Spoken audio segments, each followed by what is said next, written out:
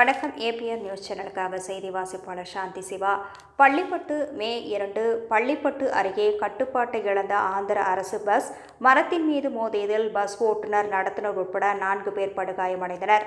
ஆந்திர மாநிலம் திருப்பதியிலிருந்து பள்ளிப்பட்டு அருகே ஆந்திர எல்லையில் உள்ள வெங்கடராஜ் குப்பம் கிராமத்திற்கு ஆந்திர அரசு பேருந்து இயக்கப்படுகிறது. வழக்கம்போல் நேற்று திருப்பதியிலிருந்து பள்ளிப்பட்டு வந்த அப்பேருந்து மதியம் 2 மணி அளவில் பள்ளிப்பட்டிலிருந்து வெங்கடராஜ் குப்பம் கிராமம் நோக்கி சென்றது. 15 பயணிகளுடன் பள்ளிப்பட்டு சோளிங்கர் மாநில நெடுஞ்சாலையில் சாமிநாயுடு கண்டிகை பகுதியில் வேகமாக சென்ற பஸ் டிரைவரின் கட்டுப்பாட்டை இழந்து சாலை ஓரத்தில் நின்ற மரத்தின் மீது மோதியது. இதில் பஸ் முன்பகுதி முழுவதும் அப்பளம் போல் நொறுங்கியது.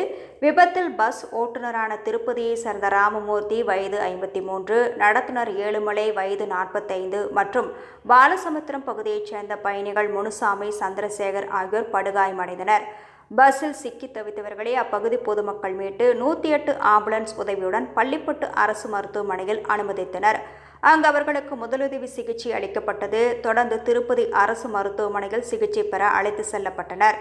இந்த விபத்து குறித்து பள்ளிப்பட்டு போலீசார் வழக்கு பதிவு செய்து விசாரணை நடத்தி வருகின்றனர்.